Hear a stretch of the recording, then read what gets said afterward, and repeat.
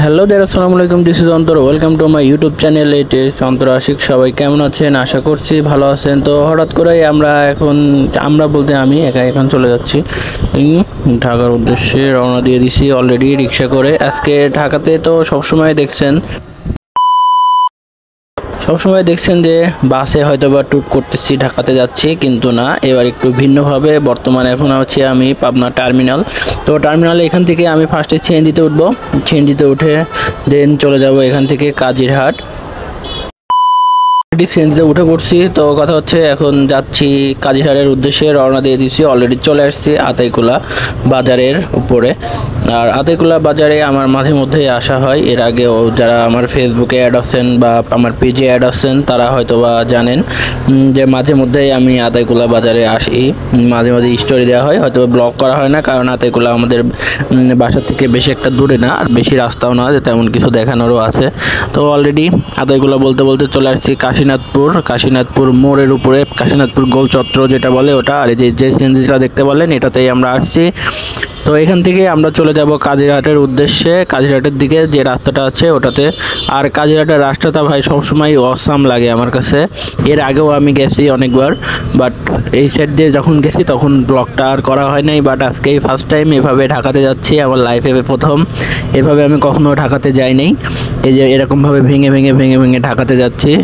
যতবারই গেছি সব সময় চেষ্টা করছি যে বাসে যাওয়ার। আর অলরেডি চলে আসছি কাজিরহাট ফেরি কাছে। আর এটা হচ্ছে ফেরিতে উঠতে যে রোডটা সেটা, আর ফেরি এখনও এখানে আসে পৌঁছায় নাই। আর অলরেডি আমরা ফেরির পাড়ে উঠে পড়ছি, আর আমরা প্রায় আরিচার কাছাকাছি চলে আসছি। একটু পরে নামবো। ফুল 1 ঘন্টা 10 মিনিট সময় লাগছে আমাদের কাজিরহাট থেকে আরিচা আসতে।